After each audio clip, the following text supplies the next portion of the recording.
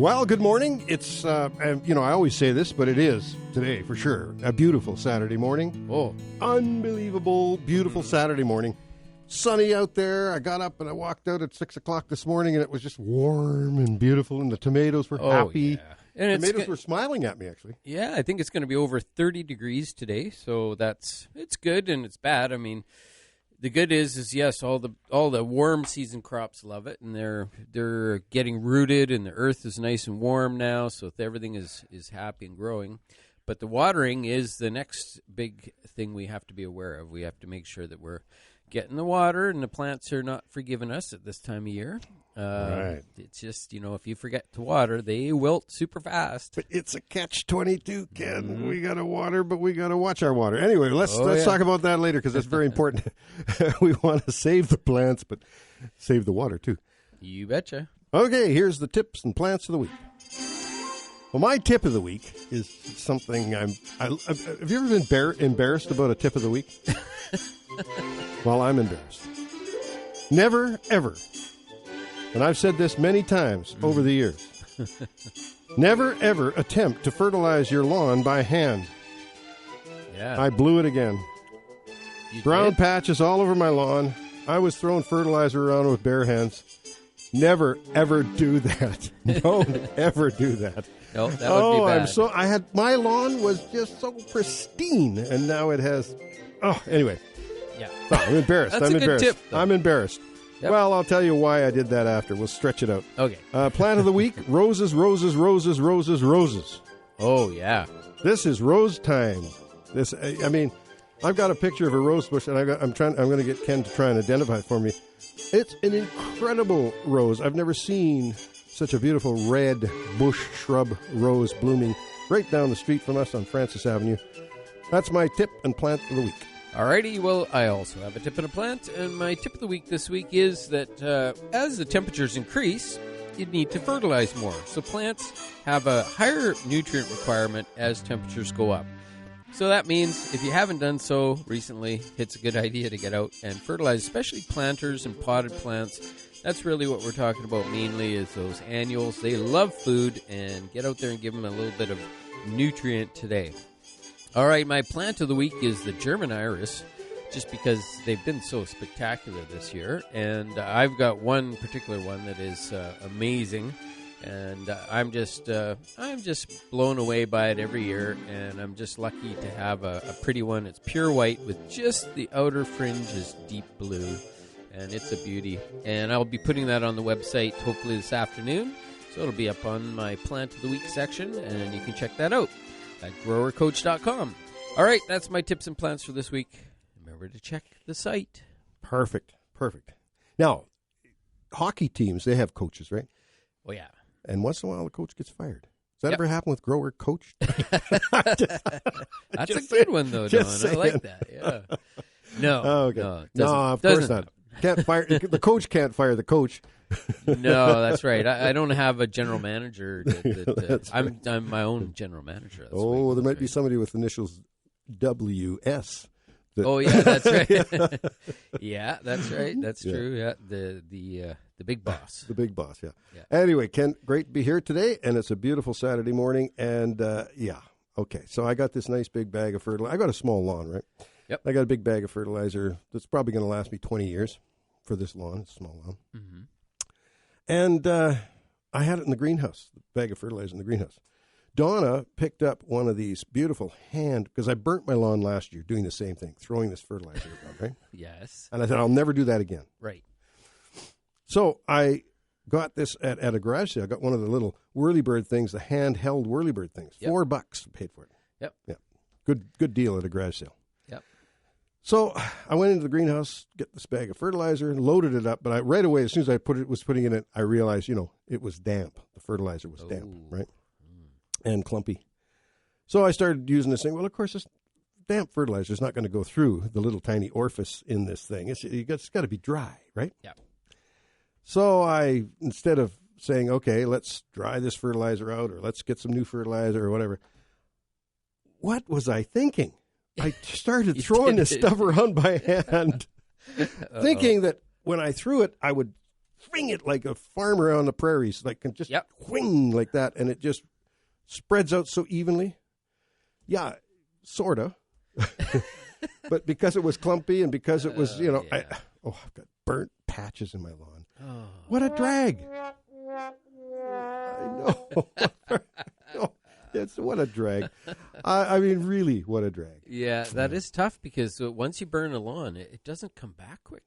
It takes a long time. Don't tell me that, Ken. Don't. Why are you rubbing it? You're putting salt in the wound. Yeah, putting fertilizer in the wound. Yeah. It's a tough situation. I've seen it before, and and reading the bags, the directions on the bag. I don't read directions. No, I know, but the square footage is the key. Because the thing is, I find with every single type of fertilizer, every brand or whatever, they have a completely different amount of square footage that the bag covers. Right. And I remember a lot of products used to be in that sort of 1,500 to 2,500 square feet per bag. Yeah. But you still needed to know it's quite a difference between the two. Yeah. However, there are a few brands out there that are in the 16,000 square feet per bag, because they're pretty heavy, which is something you have to go super light on. And if you don't, you get a burn. Well, there you go. Enough of that. I don't want to even think about it anymore. I have to think about it every time I walk into my backyard, so I don't want to think about it here. I want this to be a glorious time on a Saturday morning, getting some phone calls from folks that we can talk to, 250-862-2525 to do that. And let's just talk about the roses. I mean, holy mackerel. This is the time of year where you can really enjoy them. Now, they're so beautiful. So many varieties. And I'm finding there are some quite early varieties, and then some that kind of come on as you move forward. Yes, oh yeah. And some that do bloom more through the summer. This is the big time. The roses come out, blast like crazy. This is the best time of the year for roses. Mm-hmm. And then after June into July, they start diminishing a little bit, in intensity. And then they come on again quite a bit in the fall. Mm-hmm. But through the summer, some roses keep blooming through the summer. I'm thinking of the Morden series. Yeah. They are good floriferous bloomers. And you should be deadheading, that and deadheading helps. That helps stimulate that second, third blooms. Helps keep things going. Yeah. Well, we've got a phone call, because that's the whole purpose of being here, Ken, is to answer gardening questions, and we just babble between those questions. Yeah. So that's okay, too, but we always love the questions, and we'd like to hear from Vera today. Good morning, Vera. Good morning. Good morning. How's your morning thus far, Don and Ken? Well, they're fine, except I burnt my lawn yesterday. So I heard that. Yeah. That's not funny. I was going to forget about that. Too late. Well, I have a situation with one of my favorite things is causing me grief again. I have Virginia creeper. I've had it as a hedge for years along the whole one side of our yard. And I have had aphids. I used to call them a different name, but you told me the last time I talked they weren't aphids that they are aphids that I have, and not this other thing that I thought it was. Well, more than likely you have Virginia creeper leafhopper, and that one jumps around. That's the one. Yeah, that's not an aphid. I'm writing it down. I won't say that wrong again. Yeah. Leafhopper. Mm-hmm. Well, I've reduced my. It's probably about 5 feet of Virginia creeper that I have now, and those aphids have moved around my yard wherever I have Virginia creeper, and this is the last bit that I have, and they're back, and they're very irritating. Yes. And the last time we spoke, I don't know, I think you told me something different to try to get rid of them, and I don't recall what that was. What would you suggest? I know what I've done for Virginia creeper leafhopper on my grapes and roses. I have found, because I'm very diligent with my application of dormant oil and lime sulfur, I have found once I started doing that, I didn't get Virginia creeper leafhopper on my grapes, which is very common. And Ken knows the actual life history. He's followed them. He actually crawled around in his garden and watched them emerge from the soil. Mm-hmm. Oh, really? That's where they come from, yeah. They come out of the soil in the spring because they overwinter right around the base of the plants. Oh, so did you mention dormant oil? Yes. Yeah. I've never put that on. Yeah, well, that's what... Now, I'm just going by experience. I'm not sure whether that's been helpful or not, but it's a late application. It's late when the buds are starting to push, and that's, like Ken said, that's when they start coming up, is when the buds start to push.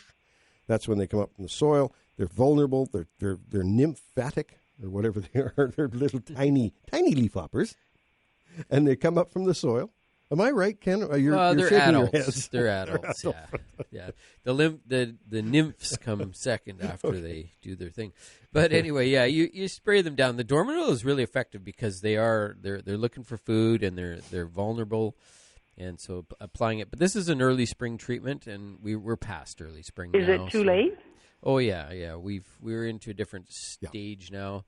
And it's getting quite hot. The heat means their populations will grow quite quickly now. So it's a tough one at this point for sure. I don't really have. Might try some Trounce. I mean, Trounce is the product that's on the market still. That's safe to use. It's a botanical type of product. It's made. It has pyrethrum in it, which is the made from the chrysanthemum family, and it has oil. Or not oil, soap. Yeah. It has and it's called Trounce? Trounce, Trounce, Trounce. Yeah, and it's a product you can mix yourself and spray onto the plants. You just have to watch with those soap based products. Spraying in the heat of the day would not be advisable because it does burn the plant sometimes. Yeah. So you got to keep it to evenings or early mornings. Better probably in the evenings so it has a chance to. Okay, does it come as an oil and you dilute it or what? Well, it comes in an RTU, ready to use, or it comes in a concentrate that you mix yourself. Oh, okay. And my next question then is about something with my patio blocks in my backyard lower ground level deck or blocks in my.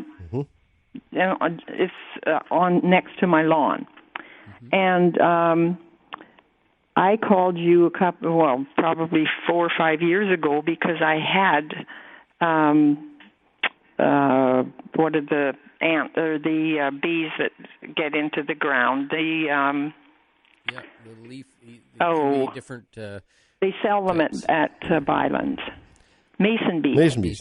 Yes, I thought I had to get rid of those because I had little grandchildren and I was worried about them, bothering my grandchildren. But anyhow, you told me how lucky I was to have them, and I was, and I loved having them, and I had them for about 5 years, and they just buzzed around and did whatever they did between my patio blocks. And last fall, they just suddenly were gone.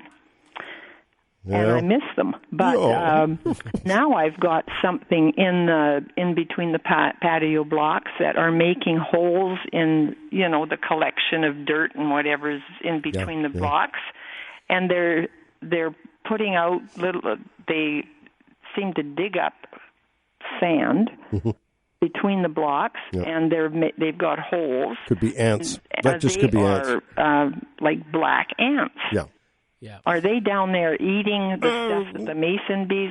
Oh, they might be, but they are just existing and doing their thing. You can get some little ant traps, or you can get some ant dust that has diatomaceous earth in them. There's all sorts of things that you can get to control those. They're not doing any harm, though, to your blocks, or unless they're in huge amounts. I imagine they could kind of compromise the integrity of the blocks, but I don't think that's a problem, and they're just mixing up the sand. They do that. I've got them all along the side of my sidewalk, little piles of sand with a hole in the middle of it. Okay, that's what it is. Not hurting anything.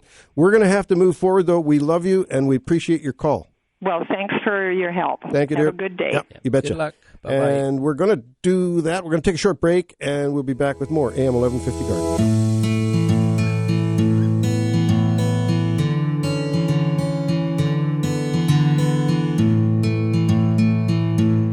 Oh, I like that new voice behind the show. Hey, Ken? Oh, yeah. Don Burnett and Ken Salvail. That's pretty good. Okay, we're awesome. we're gonna go to the phone line, and we've got Rick is on the line. Morning, Rick. Morning, fellas. Wonderful day in the neighborhood. Oh, is it ever? I'll tell you, I get so excited at this time of year. Things are popping in the garden. My beans are 6 inches high now, and Great. Yeah, I heard how excited you were. You're throwing your fertilizer by hand. Yeah, I know. I'm really excited. Well, Rick, you do these things when you think, oh, the fertilizer spreader's not working, so I just said, oh, well, I'll do this again. Why did I do that? That happens to me all the time. Why did I do that? You think you'd learn. It's like maybe having one too many beers before, the next day you say, why did I do that? I've never done that before. I don't, anyway. Or you'll do it again, never do it again. Yeah, that's right. I've got two questions for you. The first one is, I have a black knight butterfly bush at the back. It's maybe 8 feet, 9 feet tall. Ooh. I planted it last year or the year before. Last year it did beautiful. Now it's just a bunch of scraggly branches. Some of them starting to show put the flowers on. Mm. Probably 25% have flowers, the rest don't. Am I supposed to trim it, or does it automatically, does it regenerate itself in those old branches? Typically, with all the butterfly bush families, the buddleias are always subject to winter damage. Okay. And so that means that you always get a little bit of a percentage of the branches that won't come back the following year. So you just basically go in and can cut out any of the dead branches there. And that's a normal thing. It's just this year we had a colder than average winter, just that snap we had right at the end of winter, and that's caused a lot of damage to butterfly bushes. And so, we have to snip out the dead stuff, but if it comes from the bottom, it'll be fine. It'll come right back. Okay, so I just use a knife thing where you just cut it a little bit and see if there's any growth? If it looks dead, it's probably dead. Just use your snippers if you have a pair of pruners, ideally, and just snip out those dead branches. Perfect. My second question, I'm really getting frustrated over this. I planted a hydrangea at the beginning, last year, I guess. It never made it. It died, so I pulled it out. So I planted another one about 3-4 weeks ago. And the poor thing, it's about the little tiny branches with a couple leaves on it, or maybe 3-4 inches high. And I watered it, but the end of the leaves, little tiny leaves, look like they're dying. Yeah. I don't know what to do. I water it twice a day, and when I planted it, I seemed to plant it all right and everything. Is it going to come back itself, or am I doing something wrong? Or if I was looking at that plant, I would carefully lift it out, because it still would have the solid root ball that went into there, right? Because you just planted it a couple of weeks ago.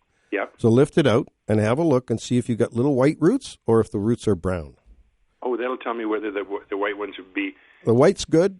Brown's probably bad because it's there might be rotting. You might have a root rot, but if it's white roots, then you just got to get more water to it. And Ken and I have talked about that so much, about how you got to water right at the root ball with these new plants.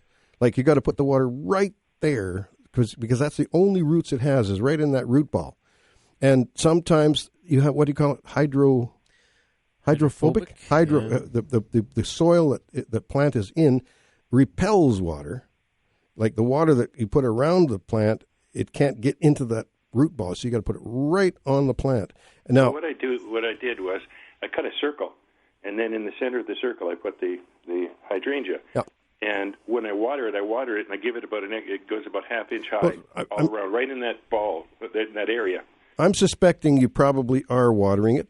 So that's why I say, if watering it properly. If you lift it out and have a look, see what color the roots are. That's the key thing. But just be careful, because it's hot weather and everything. Just lift it out, and if those roots are white, you're not getting enough water to it. If they're brown, it's probably rotting. It may have been a new plant. What can happen on a new plant, and Ken and I both know this. We've been in the nursery business all our lives. In the winter, like we've just had this February freeze. Yeah. Nursery stock is very vulnerable because the nursery stock is sitting over winter in a pot, right? And it all depends on how that nursery stock was wintered. The roots can get frozen in the nursery stock. And so you plant them, and there's still viability in the top of the plant because it's got some green and juice in there. And the leaves try and come out, and they come out a little bit, and then they fail because there's no roots, because the roots got frozen over winter. So that could be the deal. That makes sense. That's exactly what I'll do. And if it does, then you can explain it. The nursery you take it back to, they'll go, holy mackerel, this guy knows what he's talking about. Explain it to them that way. Tell them, I think this plant might have frozen in that February frost when it was in the nursery. The roots might have got frozen. The top stayed alive because it's not vulnerable to frost, and but now the roots aren't there to support it, so now it's going. So I'm sorry, I have to bring this plant back. That's what I'll do, definitely. And I'm going to go out in the next few minutes after I hang up because it's nice and cool out there, and I can at least do it without getting in the intense heat. That's right. Well, I appreciate that, fellas. So I'll get on that Take care. Butterfly bush and the other one. Perfect. Fellas, okay, you have a wonderful day. Yeah, thanks, Rick. Thank you. Bye-bye. Okay, we're going to get back on track here. We're going to take one break, and it's right at the bottom of the hour, so that's what we're going to do. We invite your calls, 250-862-2525 to get through, and we'll be back with more AM 1150 Garden.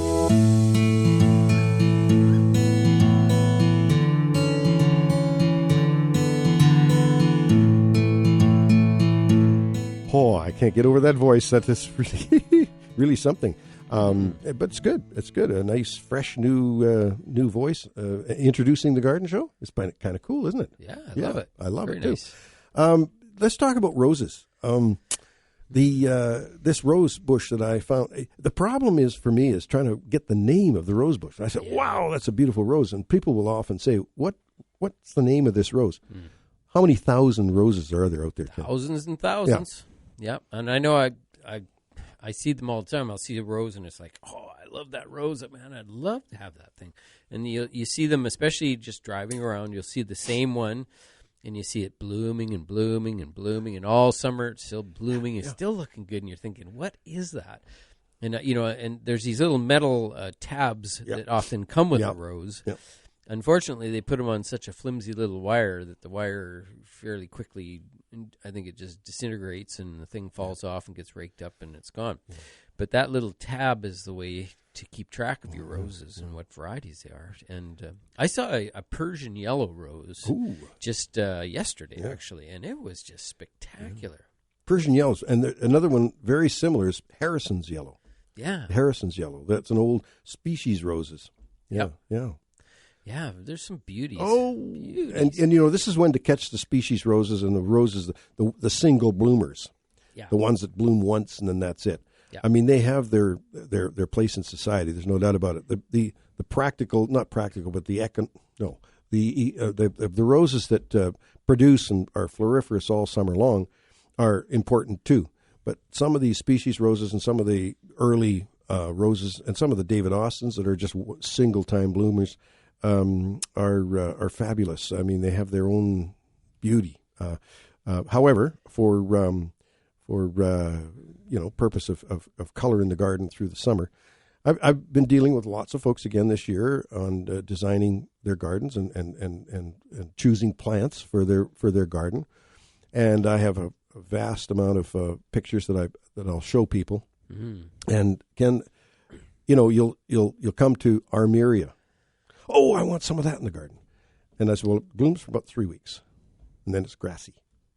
Oh, no, I don't want that. No. So, well, like and, bloom, and in small yards, in small gardens, that may not be the right thing to put in because it only blooms for a short period of time. You've got a small space.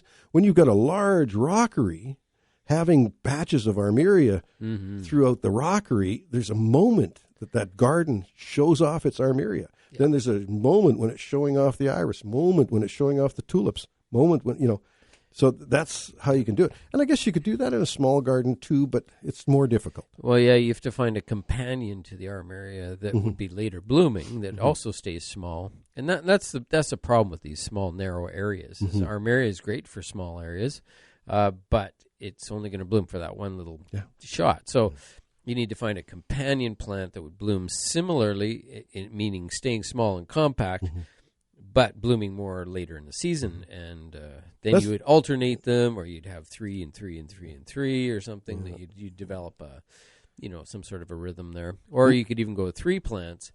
So you'd have your early, your mid, and your late season plant, and away you go. And that's really where your annuals come in sometimes, too. So you can plunk annuals in for the solid color through the summer. Well, and the Armeria will bloom before the annuals, right? That's right. So get that out of the way. And then, and then, of course, you've often mentioned foliar color. Yeah. Yeah, I like using foliage because you can see it also from a distance, right? You know, there's certain plants are sort of designed or best viewed up close, and plants that have nice, colorful foliage you don't have to really rely on them to flower, number one. They might flower, and that's just a bonus. But just to be able to enjoy the color of the foliage, and even if you're like 200 feet away, you can see that color wherever you are. Mm-hmm. Whereas if a plant's in bloom, you may or may not be able to see it. Hooker is one of those. You don't see the bloom unless you're close up. Yeah, it is spectacular. I really love nice, it, and I love it for cut flower arranging. Putting arrangements together. They're beautiful for that. But as a blast of color, it's not. Yeah. It's the foliage that really is the key to the hookers, and there's so many of them out there now. I love them. And I still like the old-fashioned, just the standard coral bells. Heuchera sanguinea, and that's one I have. It just lives in my yard. I didn't plant it. It was just there when I moved in, but I really love it. It's a great plant, and it's blooming right now. You mentioned they're a little bit subject to weevil. Weevil, yeah, it's a weevil's favorite food. So they'll get into heucheras, but I also find that if the environment is ideal for the heuchera, then it's got a better odds of surviving. But they're also the favorite food of deer, because deer love to eat heucheras. Well, I'm fortunate because I have no deer, and I've got about 8 varieties of heuchera right now. Yeah, that's awesome. And I'm not sure about the marmots, but I would suggest probably. Marmots are a really tough one, because they'll eat plants that no other animals will eat, and particularly a lot of the grasses, which, a lot of animals don't eat grass, but it's just interesting that the marmots love grass. And they love grasses. Do they love heucheras? No, you're saying I'm not sure, but I would say most likely. Most likely. Yeah, because we have some clients that have hundreds of marmots, and you don't have much luck. There's not a plant in the yard, right? No, everything gets well. The deer are there too, so you're just you have wishful thinking. That's where the artificial plants might be a really nice touch. Yeah, right. Well, but I'm in love with hookers. I've got Georgia peach. I've got purple Pallas. I've got amber waves. I've got a number of hookers, and they keep coming out with them. I mean, more and more different. But there's different species of hookers. Heuchera micrantha, and then there's a heuchera something else, and one of them is much more tolerant to our conditions here in the Okanagan. One species, and the one that I have is purple Pallas. That's micrantha. Micrantha. Yeah. I'm telling you, Ken. Donna finally, because it was getting kind of ratty. We've had it in there for 9 years, and it was getting ratty. Donna murdered it to the ground. Yep. And you should see it. It is fabulous right now. It's gorgeous, and it's kind of evergreen. That's why it was getting ratty, because we had that cold. February really knocked a lot of plants for a loop this year. Oh, yeah. Didn't necessarily kill them, but it really nailed them. Even with a bit of snow cover, it didn't seem to help. It was damaging, and there wasn't that much snow. It was a bad February. But, so the heucheras are... Oh, another thing I cut back this year, and this is a lesson. Like sometimes we experiment in our own yards just to see, so we don't tell a customer to do this and we screw up. So I have this beautiful small bed of Kinnikinick, Arctostaphylos. Mm-hmm. And it's one plant. I planted a 4-inch plant years ago. I bought it at Knapp's, and 4-inch plant, and it spread out nicely just above my rock wall. But again, the cold winter, the February, the leaves thought they were in spring and they were starting to move, and then all of a sudden February hit, right? Because we had a mild winter, then February hit. So there was a lot of black in there, a lot of black and brown, and I started going in surgically trying to remove these leaves, and I thought, I've got better things to do than this. So I grabbed the Black & Deckers and I just sheared it right to the bones, right? Mm-hmm. Right down to the bones. All that was there were sticks. That thing is just flying right now. It's just leafing out and just pushing, and it's going to be packed with brand new foliage. Mm-hmm. Did the same thing with the is it monk's not monk's hood, but that monk's or bishop's hat or whatever it is. Oh, epimedium? Epimedium, yeah. Yep. I did the same thing with that, right to the ground. Yep. And it's gorgeous. Donna almost had me rip it out because she said, I hate that stuff. There's brown in there. Well, that brown is from the winter. Mm-hmm. But if you shear it right to the ground and just renew it, it's beautiful. Yeah, a lot of plants need that. They need to be they need to be cared for or gardened a little bit, and they do sometimes. They always seem, especially with perennials, they like to be rejuvenated, and it brings back that juvenile growth and nice, soft, beautiful foliage, and they do really well. It's just, with the kinnikinnick, like you say, it's kind of, I guess, depending where it's located and what its water supply is and whatnot, it's quite drought tolerant. But in a really tough condition, sometimes they would maybe suffer a bit from a hard cutback. But your timing is what's key. Mm-hmm. Just as they're starting to push in the spring is ideal for cutting plants back and rejuvenating. So that's a good time to think about it for sure. Well, it's a time for a quick break here. We invite your calls, 250-862-2525. Ken and I are waiting for your calls. We're welcoming your calls because that's what we do on The Garden Show. And we're going to do that, and we'll be back with more AM 1150 Garden.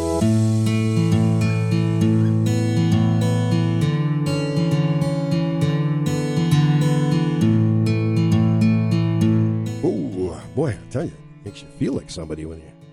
Don Burnett and Ken Salvail. That's pretty good. I like that. We're days are getting longer. Mm-hmm. They're getting longer, Ken. Our day right now today is 16 hours and 3 minutes long. 7 hours and 41 minutes longer than that short day that we celebrated back in December, just prior to Christmas. Yeah, we're so glad to see it go. Yeah, those short days. Amazing. They're okay, but you live with them. Those are the sleepy days. You get through them. Yeah, when the days get short, I start falling asleep early. When the sun goes down, it's like time to go to bed. Now you go to bed, it's still light out. Yeah.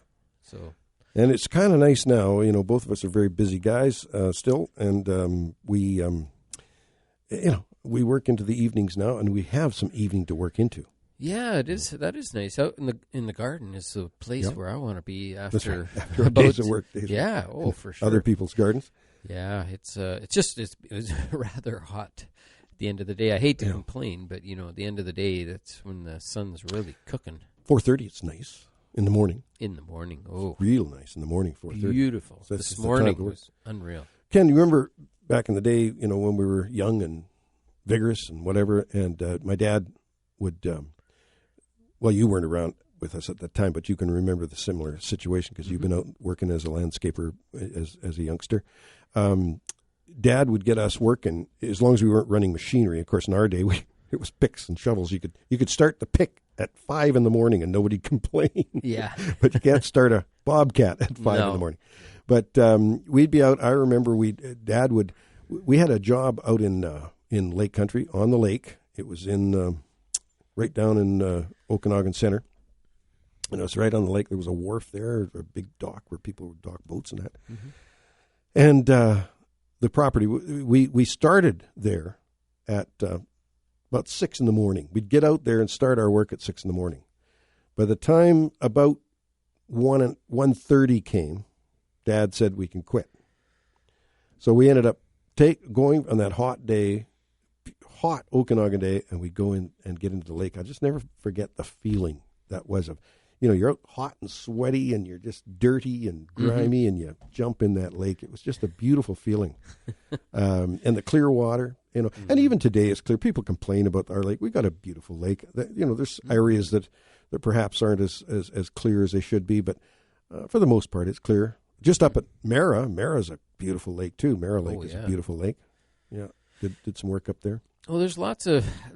I think we have to be aware that when we do have the occasional algae bloom that happens, whether it's here or whatever lake it's in, is that those are just sort of a natural process that happens, and hopefully it's all natural, but that does happen from time to time.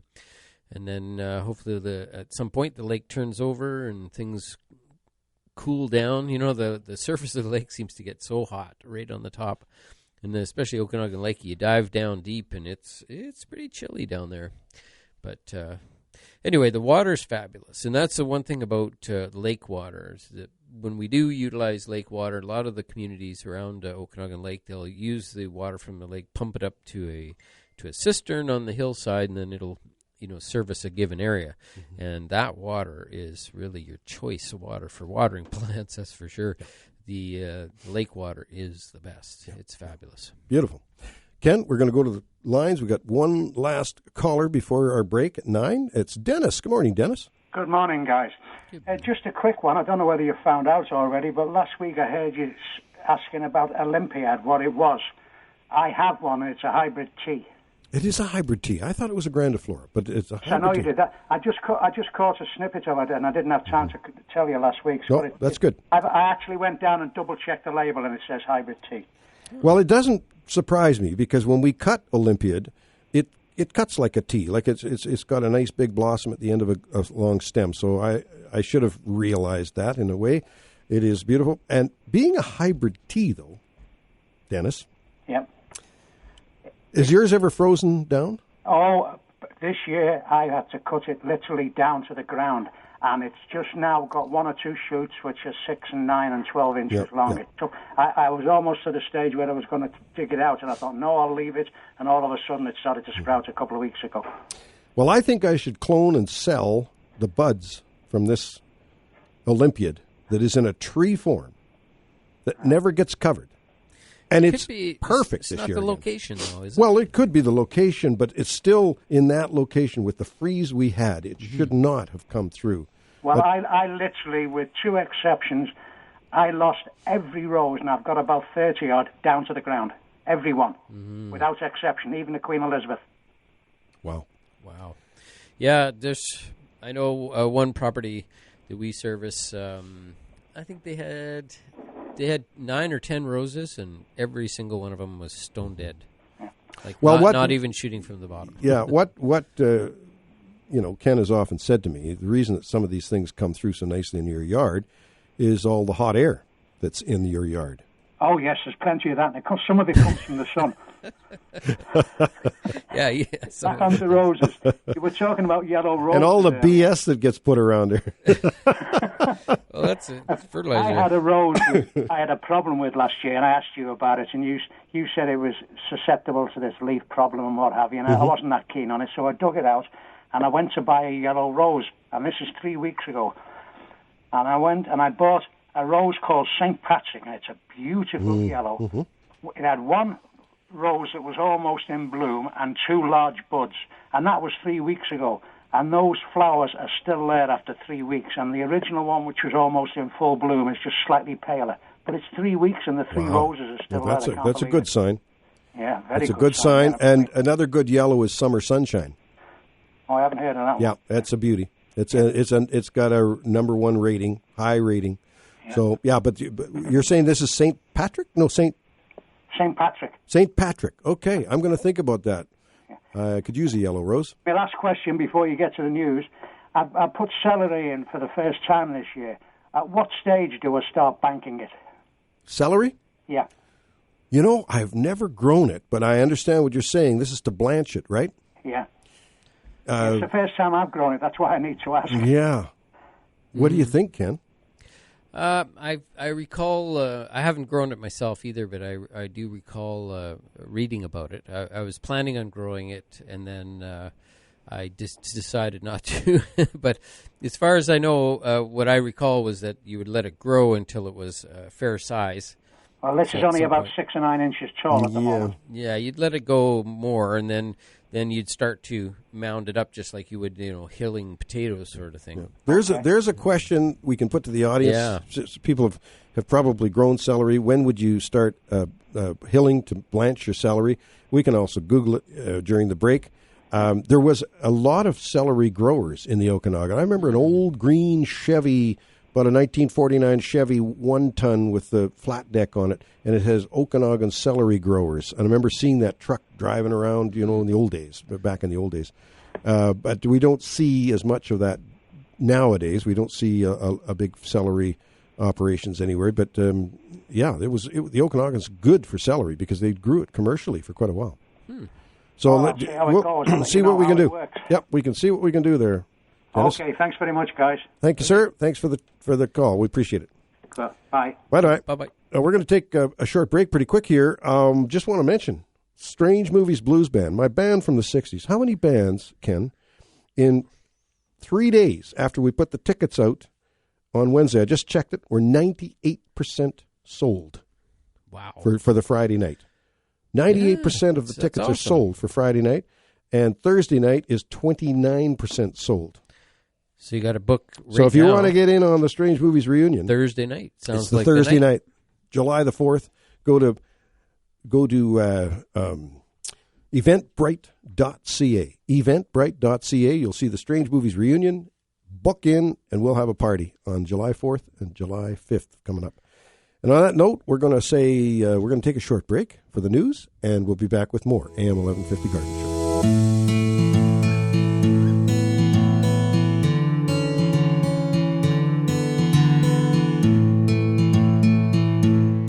Ken, how can you refuse to lift up your phone and give us a call after that introduction? Yeah, I mean, fabulous. holy mackerel, that's Very nice. really well done.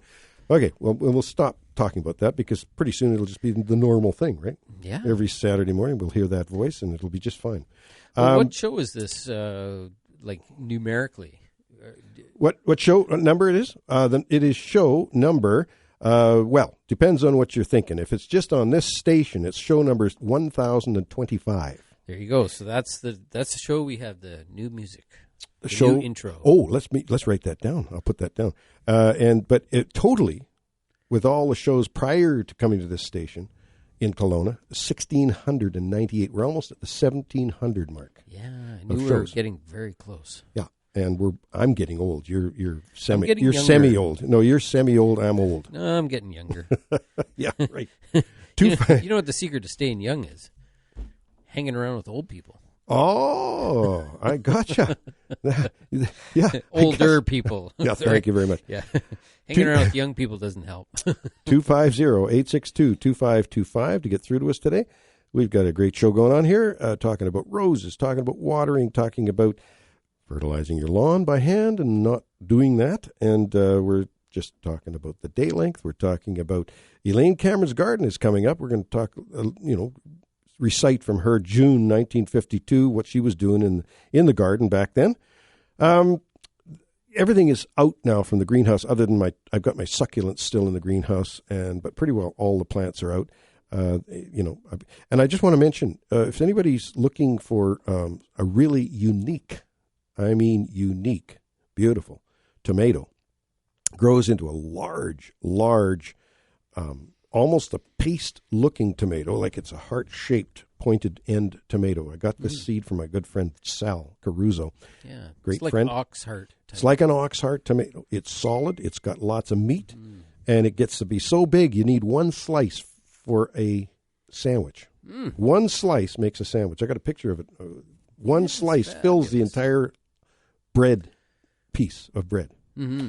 And they're tasty. They've got that deep tomato taste. It's so good. And a little bit of salt on there. And cheese. Can't wait till tomato season. Sometimes you put a little bacon on there, a little lettuce. Oh boy, yeah. Beautiful. And I've got some of these plants. I just marked them S for Sal. And I have some plants. So if anybody, is interested in them, I'm not in the business of selling plants. I'm in the business of enjoying giving my plants from the greenhouse away. Now, I may get to the point where I'm starving and I need to buy, and I need to start selling plants again, and I might do that. But right now, if somebody has a desire for a special plant, give me a call at home or email me, don@thegardenexpert.com, and I'll put. I've only got maybe 5 or 6 or 8 of these, so yeah. Okay, we're going to go to the phone lines. Sorry to keep you waiting, folks. Dory, good morning. Good morning. I was just out in my garden during your break a while back. I've got those little black hopper, little flea beetle things on my tomato plants again. I had a terrible time last year, but what can I do? What can I put on them? Well, the diatomaceous earth is something that works quite well for beetles, for small beetles. What is it called? It's the active ingredient, which is actually is not very active, but it's called diatomaceous earth, and it comes in a form at garden centers as usually it's a squeeze bottle because it comes out like a dust. And it is it's like an inert material.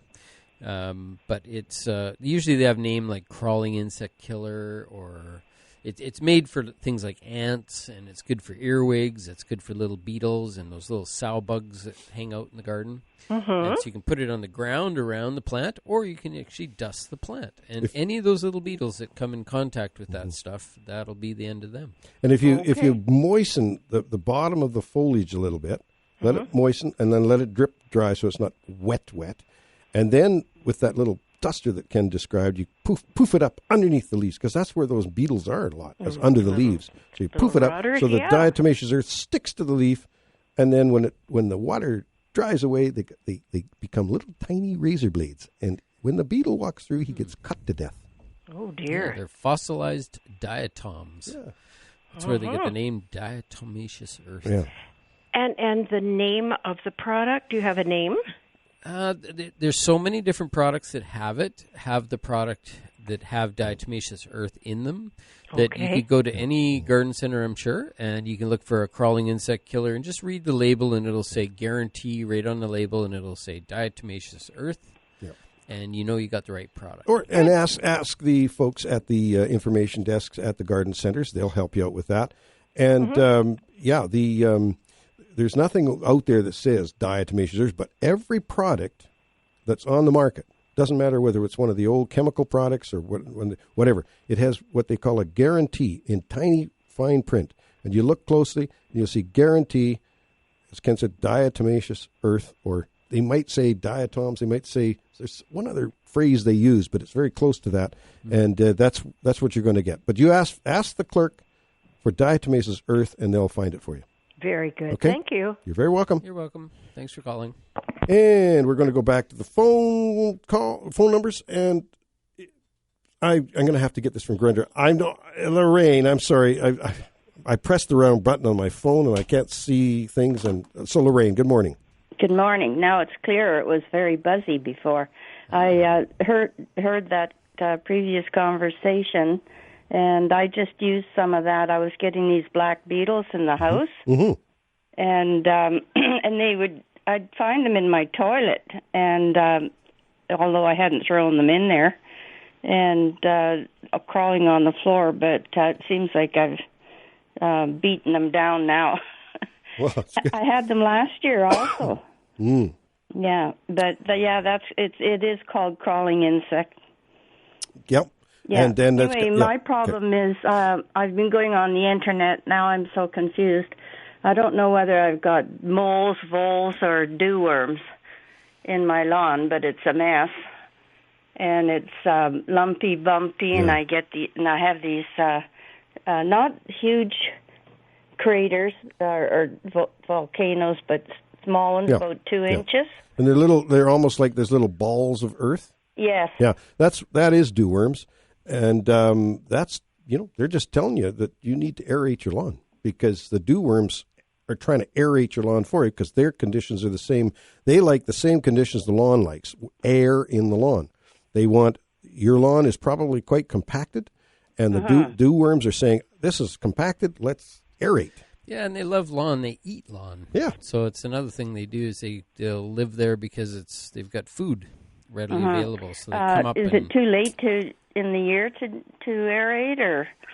No, you could do it anytime. Yeah, sure. Anytime. Okay. The last time I had it, they only went around once, and then took off. Yeah. And I thought I'd do is go around 4 or 5 times. Yeah. Well, yeah, there's ways and ways not to. But, my buddy Brian Minter, I was on the radio with him in Vancouver one time, and the question was asked about dewworms. And he says, do you ever see dewworms on a golf course? And, I've never seen a dewworm on a golf course. Why? Maybe because they use all these pesticides. Maybe not. I'm not sure. It's also it's pure sand. They don't need to aerate. They don't need to aerate. They've got their own, And as Ken said, they do eat. They'll come up and eat some of the grass, but they also eat the decayed materials that are under the ground too. So worms are good in the lawn. There's no doubt about it. You just want to keep them down below, and to do that, you want to make sure your lawn is in good condition and well aerated. Yeah, okay? It used to be. What I also notice is I don't know whether it's sat or where they've been traveling. That's why I thought maybe I had voles. But I get these kind of yellow trails a little bit. The voles that go around underneath the snow will leave actually trails, just like a squiggly line trail through the thing. But that disappears. You can throw some seed down, and that'll clean that up in the growing season.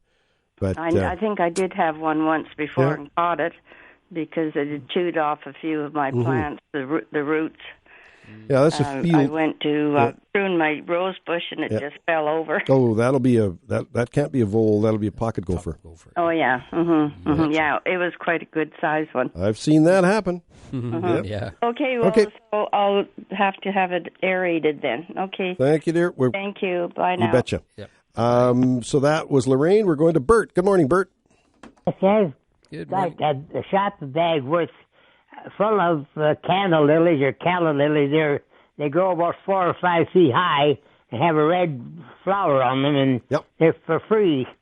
Bert, you gave me a call, and I asked you to call into the garden show. This is a great thing. Bert's got some beautiful canna lily rhizomes, and are they the red leaf one or the green leaf one, Bert? The red one, and the green leaf, but the red flower. Red flower, green leaf. Beautiful plant. And so, Bert, do you want to give your phone number, or do you want to? Yes, 250 764 2071.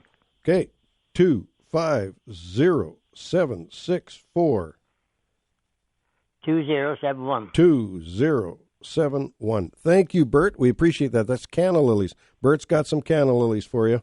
Thank you, buddy. I'm back. Okay, Yep. bye-bye. Thanks for calling. And, so we're going to go right again to the phone lines, and we're going to go to, is it Linda? Yes, Linda. Yes.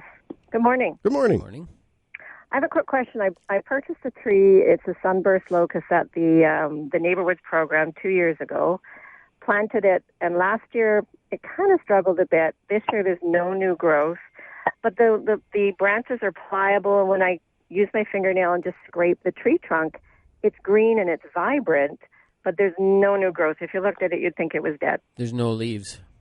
Nothing. Yeah. Well, not even any buds, but it's still live. Yeah, it's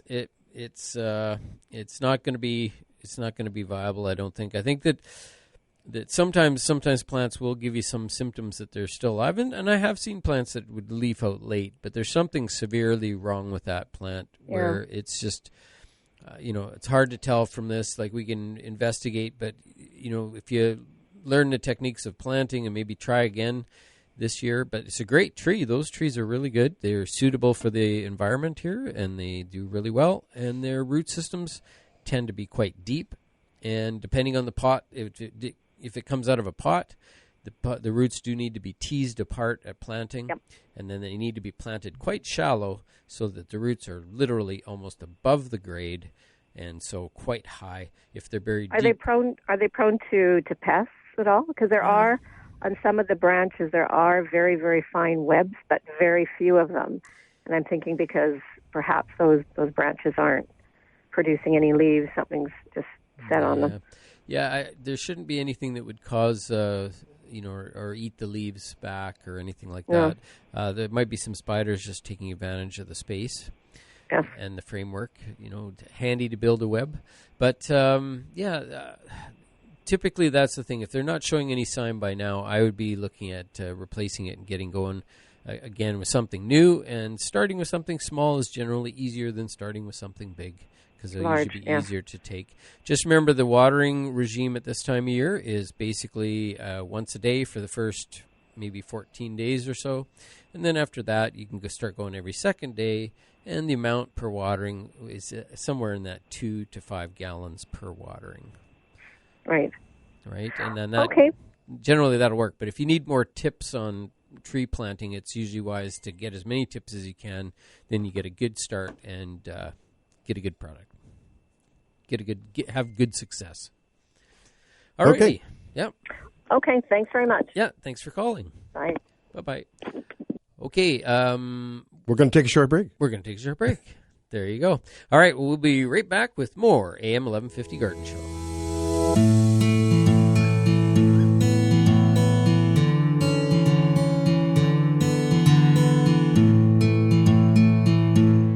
We are back with you on AM 1150 Garden Show. I love that voice.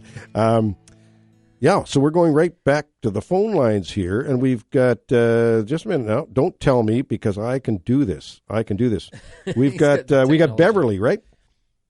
Right. Beverly's on the line. Yes. Good morning, Beverly. Good morning, and I'm phoning about St. Andrew's 90th annual flower show and tea, which is next Saturday, the 8th of June. Well, I was about to mention that because we've got it right on our notes about the St. Andrew's Flower Show and Tea. It is a fabulous event, and I feel sort of a part of that because it's as historical in Kelowna as I am. I've been around a long time. Well, I haven't been around 90 years, but certainly been around long enough to know that that's been an annual event that's fabulous, and I've attended it. As a matter of fact, I think I even was a judge there one time, and it was pretty cool. Okay. Pretty cool. And give us a detail. Okay, it's on Saturday from 2 till 4, but most people come between 2 and 3 o'clock. The admission of $5 includes the flower show and tea.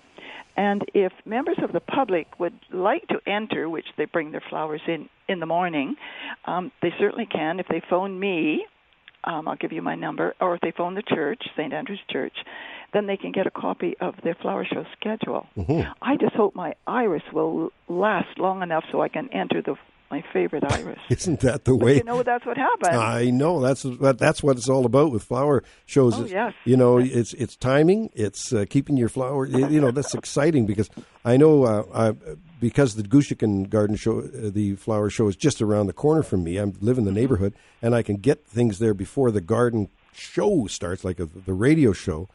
I'm 3-4 days before the show. I'm putting things in the fridge, taking them out of the fridge, putting them in here, messing around, trying to time the thing. But it's lots of fun. It's too much fun.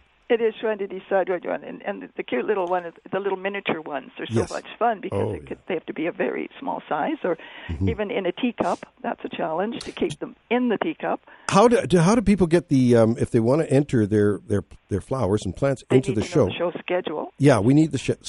Okay. Well, the church number is 250-764-2626. Right. And Bev Ackerland's number is 250-764-7478. And by email, we can send these schedules, or they are at some of the garden shops too. How about, do you have an email? Do you have an email there that people could just say, "I need a schedule for the show"? Sure. Mine is Wilf and Bev. Wilf, A-N-D, Bev, at Shaw. Okay. Bev, Wilf and Bev at Shaw. At Shaw, I think. Boy, that's .ca. So you've got her. I appreciate it, Bev. Maybe I should tell you this is going to be the last one. Oh. We've decided with the change of demographic interests,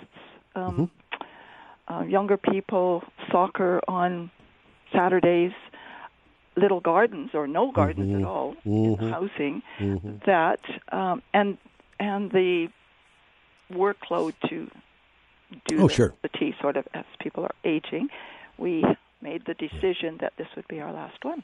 Bev, I can totally get it. I was involved with the Okanagan Garden Show, not the flower show, but the garden show. I was involved with that for 10 years as a member of the committee.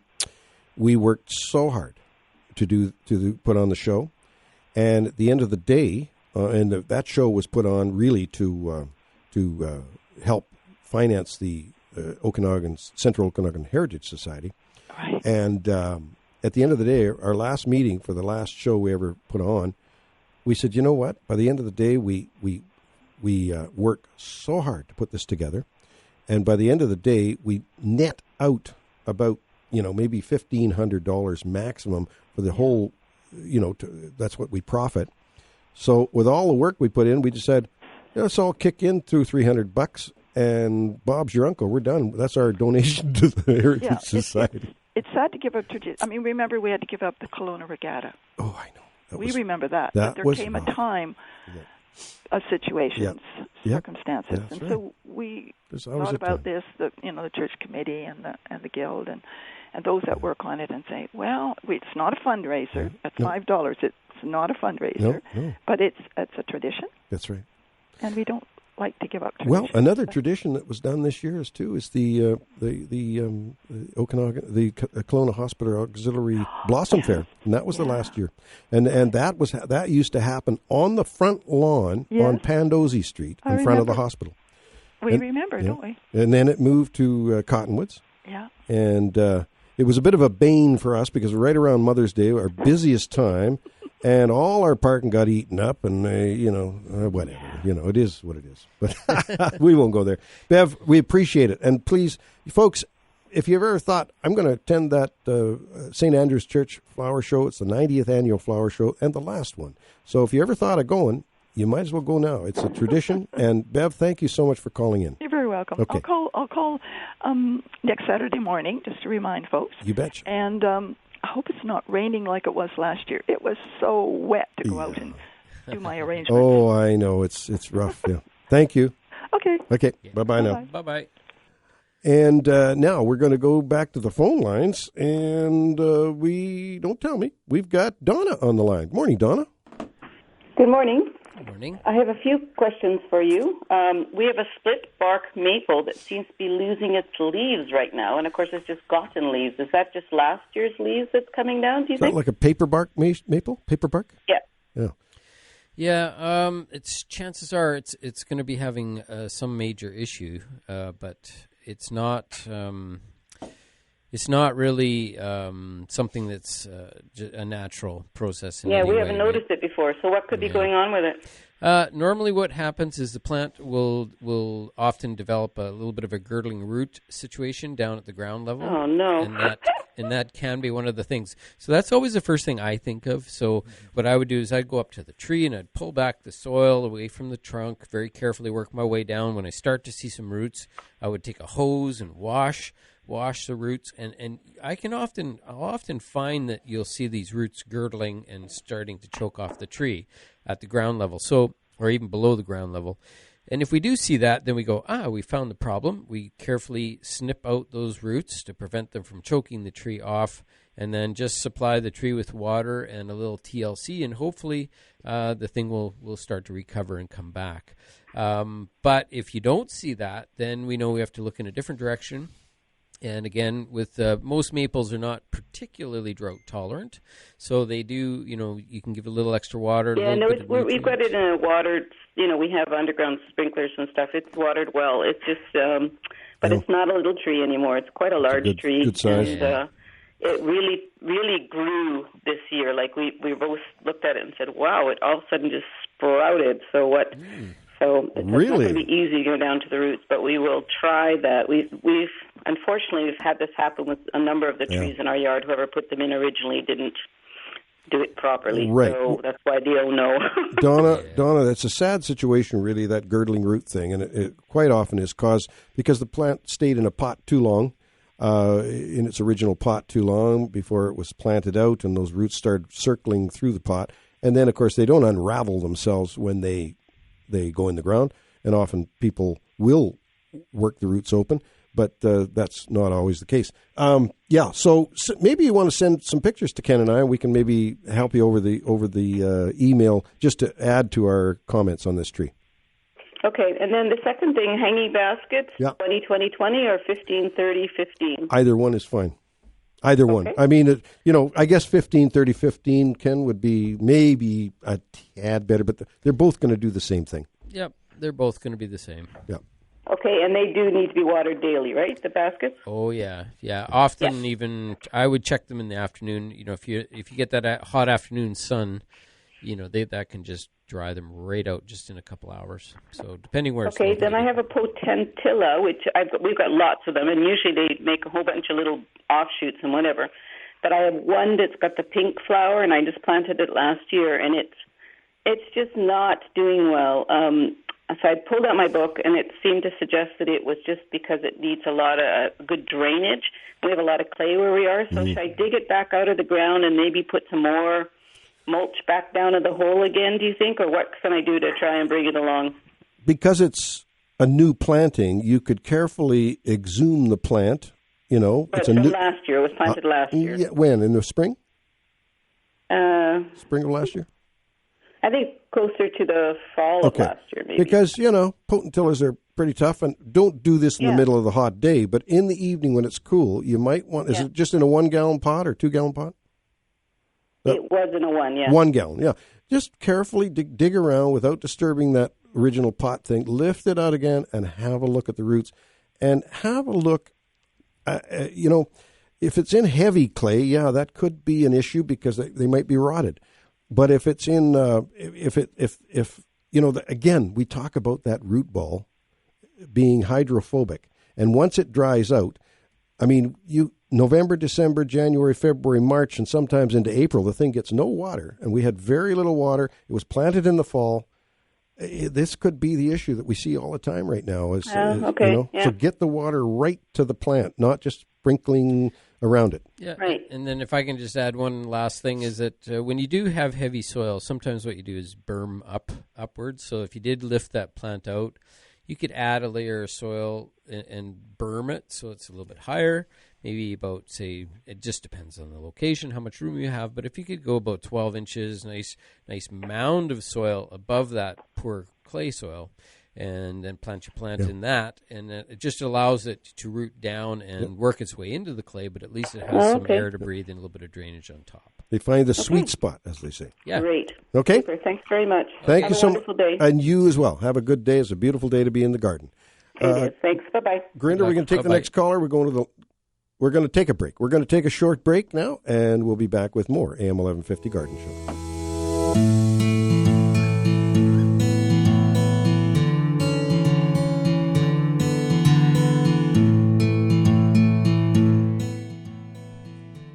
Oh, yeah, on a beautiful Saturday morning. Just a few wispy clouds up there that I can see from the studio window here. It's just darn beautiful. And no snow in the hills. That's what they say, Ken. You can plant after you see no snow on the northern face of the southern mountains. You can plant annuals. Annuals, yeah. Yeah, that's when your tomatoes and things like that can go. Yep. Or if the ground feels comfortable to the bare bottom. Mm-hmm. That's another way to tell. But some people are embarrassed to go up there and test it that way. But anyway, we've got Bobby on the line. Good morning, Bobby. Good morning, guys. Good morning. I've never tried the bare bottom. Well, you put a tent up, and yeah. Yes. I have weeds and grass growing between bricks on my patio, and I want to use the vinegar recipe, but I've forgotten how many things to go in it. Well, the only way I could figure that out is to get the percentage that you see on the commercial products, because you can buy commercial weed suppressors with vinegar in it, and I'm not sure what that is. So you'd have to work it out. Get that. All garden centers have them. Have it. Oh, okay. Yeah. Well, I bought some 5% the other day. Some which? And so I thought I would give it a whirl. Well, if you bought some cider vinegar. Yes, okay. The white vinegar, 5%. Oh, 5% white vinegar. Hard to say. The regular food grades stuff that you would normally buy, you pretty much have to use it straight without mixing it. Yeah. It's pretty much good. And like for me, my water at my house, because I have well water, it's so alkaline that it would eliminate. If I ever put that in with the vinegar, there would be no more vinegar effect because it wouldn't be acid anymore. Yeah. I have so much alkalinity in my water. But if you have water from the city of Kelowna, then that's better water, and that water wouldn't affect it as much. But like I say, if you buy a product that's designed for that, and there's a label instructions, you have to follow that label instruction. No. And then if it's just the straight vinegar that you buy from the grocery store, then you just don't mix it. You just use it straight. Perfect. Oh, okay. I guess that's it then. Yep. And, you can't overdo it on your bricks because there's nothing around there to kill. But if you're doing it around your plants, you want to be very careful. Right. Do you know where I could get a hand sprayer? Like just a pump hand sprayer or one of those? Yes, I used to have for fly spray. And, most garden centers would have a hand sprayer. available. In the hardware stores, they have them, I think. Grinder says even the dollar store has them right now. Oh, okay. Yeah. Wonderful. Well, thank you very much. You guys have a great You're welcome. weekend. And you as well. Too. Thank you for the call, Bobby. We appreciate it. Yep. Okay. Bye-bye. Yep. Now we're back to what were we? There was the Lake Country and the Peachland thing. Yep. Lake Country garden tours on next weekend. So if you haven't got tickets, you should get them now. And that's always a fabulous treat to go out on the garden tour. Yeah. I'll be speaking on the garden tour this year. Right on. And find Ken. It's find Waldo. Waldo. Yes, it's the same idea. Be find similar, Ken. Yeah. And Peachland. They're having the Rose Show. Yes. And I think you've got Fabulous. the detail. I've got the detail on that. The annual event organized by the Peachland Sowers and Growers Society features several hundred roses in horticultural exhibits and displays in vases, bowls, and baskets. Come and see the spectacular rose show, the only rose show held in BC outside of the Lower Mainland. The show will be held Saturday, June the 15th, so it's not this coming week and next weekend, but it's the following week, at the 50 Plus Center, 4th and Beach Avenue in Peachland. The show is open to the public from 11 a.m. to 4 p.m. This is a juried show, and exhibits are evaluated by qualified judges who will award ribbons to the winners in each section, as well as a trophy for the show champion and miniature rose champion. Hobby growers are invited to exhibit their beautiful blooms by taking them to the 50 Plus Center between 7:30 a.m. and 9 a.m. on June the 15th. Those wishing to enter exhibits for the show may obtain a show schedule by sending an email to beachlandrosesshow@gmail.com with the words show schedule in the subject line. Come and enjoy the show. There are 3 rose growing workshops available during the day, as well as refreshments. Entrance by donation. This is a fabulous thing, Ken, that's come up. June the 15th. And it's good timing because it's peak of rose blooming time. The Gushiken show, which is held a little later, sometimes, I say, I wish this show was 2 weeks earlier because that's when the roses are just peaking, right? However, it's still a great show, and it's a little more competitive because, you're trying to hold your roses back. But, no, this is ideal. You're going to see some fabulous show roses. We'll talk about this again next week, but if you want to get more information on it, Peachland Roses Show, peachlandrosesshow@gmail.com. And if you want to get more information and you need help, you can always email me, don@thegardenexpert.com, and I will forward you this information. So there you go. And then, of course, the Lake Country Garden Tour, which is happening this coming Saturday, a week from now, 9 a.m. to 4 p.m. Tickets are $25 per person, and they're available at Lake Country, Kell Lake Greenhouses, Lake Country Ace Hardware, the Greenery in Kelowna, Byland's Nursery on the west side, Swan Lake Nurseryland in Vernon, and the Flower Spot Garden Center in Vernon. So great thing. Hey, and those folks who will be sort of, garden tour envy and garden tour deprived this year because the Kelowna Garden Tour is not on this year. Yep. But there's a fabulous one. It's always great. It's always a wonderful garden tour out in Lake Country. And here's your chance to get that garden show or garden tour fix is what you need. Yeah, for sure. With only one, I think it'll be really popular this year. So that's great. Yep. Yeah, that's right. And a lot of the Kelowna folks that normally wouldn't be going to it are going to be out there. So we're going to take a short break. Invite your calls, 250-862-2525. We want to hear from you before the end of the show. The end of the show is at 10 o'clock. We got 15 minutes left. We'll see you with more AM 1150 Garden.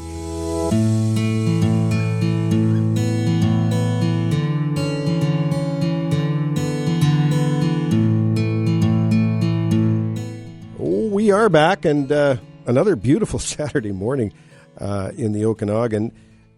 Ken, we talked briefly about watering. Some of our tips of the week and that are all about watering right now, that it's important to watch your plants for stress.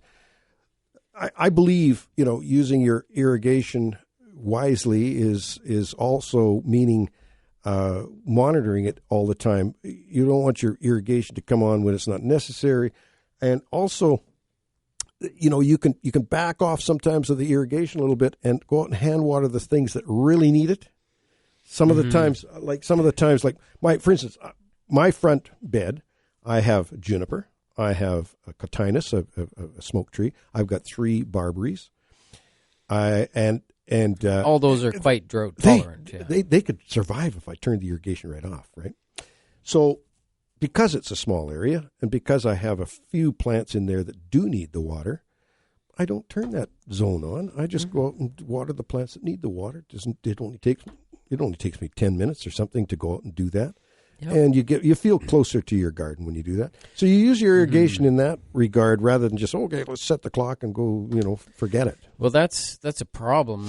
There's a problem actually that we come across all the time. It's just that, we service a lot of different clients and they have automated systems, and those automated systems, they literally have to function flawlessly because they're not going to be out there on a hose watering. So the thing is when you do go out and hand water, it puts you in touch with the garden. It gets you can visually see how the soil is accepting the water, whether it's soaking in or not.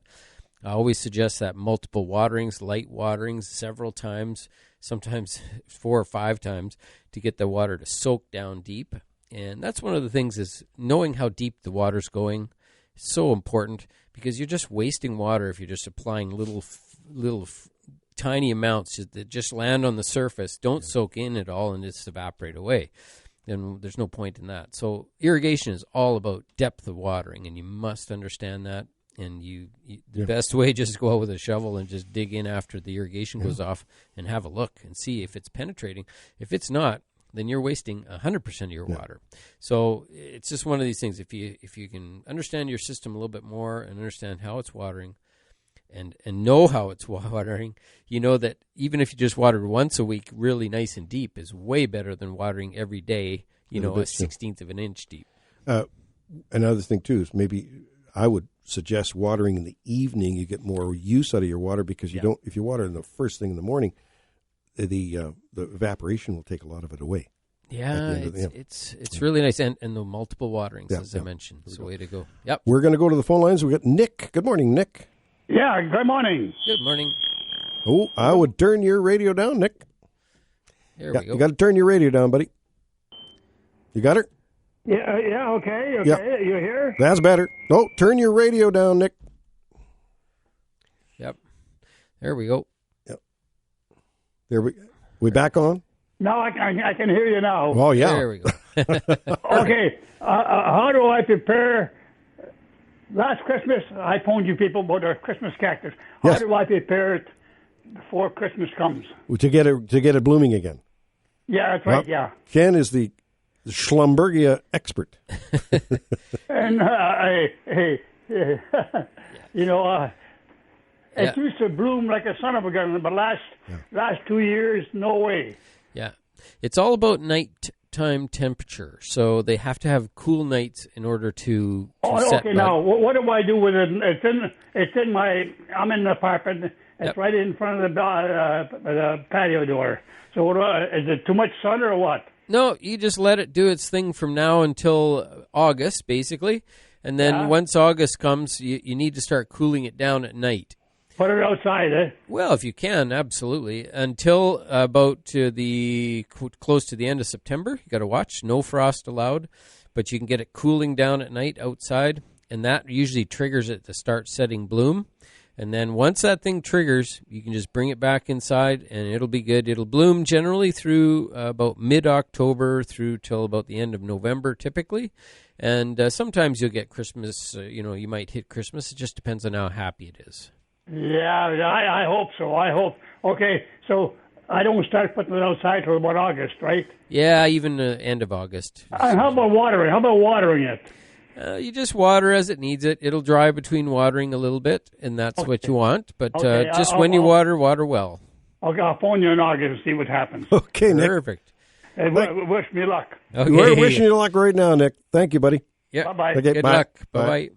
Yeah, for sure. I love those Christmas cactus, and I just have great success just having those flowering plants indoors. It's one of those things you don't see it many plants naturally blooming indoors. I've enjoyed mine as well. I got 3 from Brian Minder, and I've got one that was my dad's last plant that he had before he passed away. My sister bought him this little Christmas cactus, Schlumbergia.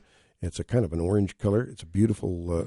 Well, no, it's more of a peach color. It's really pretty, and mind you, I'm colorblind, so I can't really tell them, but they're beautiful. They're beautiful, and so I've grown a few of these from Dad's original this year, and I'm going to pass them around to the family and just tell them this is Dad's last, whatever, sentimental stuff. I just want to tell you another sentimental stuff. The old band from 60s are getting together, Strange Movies Blues Band. We're having our first, like the 3 of us. Bill can't be there because he's in Toronto, but we're going to be the 3, Jim Wilson and Jerry DeHaze and I, are going to get set up in my garage tonight and just run through some tunes, run through some scheduling, how we're going to do. We're going to talk about lights and sound and all this stuff because we're not a band anymore, so we got to do all this. Most bands just walk into a place, they got their guys, they come in, they set it up, and they bang. We got to do all that for these 2 nights, July 4th and July 5th. July 4th is a Thursday, and July 5th is a Friday. July 5th now, folks, has 2 tickets left. 98% sold out. 2 tickets left. The Thursday is 28% sold out. We've sold 25 tickets out of 88, so it'll just about be sold out fairly soon now, too. So if you want to come and enjoy the Strange Movies Blues Band, the original 4 guys that got together in Kelowna in 1967, and we played all throughout the province, went down to Vancouver, recorded some music, and the band ended up in Bermuda for 2 years and played in New York and Toronto. And I just want to tell you, it's going to be a fun night. The boys, the 2 key guys, Jim Wilson and Bill Campbell, both play every weekend still, so they're not just old guys that are picking up their guitar for the first time in 40 years. No, these guys play. These guys play, and they play well. It's going to be a good concert. And dance, bring your dancing shoes and have some fun. So go to eventbrite.ca to get tickets. And you still got lots of tickets for Thursday, but Friday is darn near sold out. So there you go. We are got to do our tips and plants of the week, and then we're going to go home. You betcha. Well, not go home. We're going to go to somebody's yard and help them with their plants. Yeah. Tip of the week, and I've learned from my mistakes several times, never attempt to fertilize your lawn by hand. Use a fertilizer spreader and follow the directions, as Ken said. I blew it again. Roses. Enjoy them right now, folks. This is the peak season for roses. This is a time to go to the garden center and see the roses in bloom, so you're buying something you know you're going to get. Good one, yeah. And my tips for this week is make sure that you're aware that when temperatures increase, plants require more nutrients. So adding a little extra fertilizer this time of year, especially to potted plants, those are the ones that really need it. This is a perfect time to start a regimen and start feeding.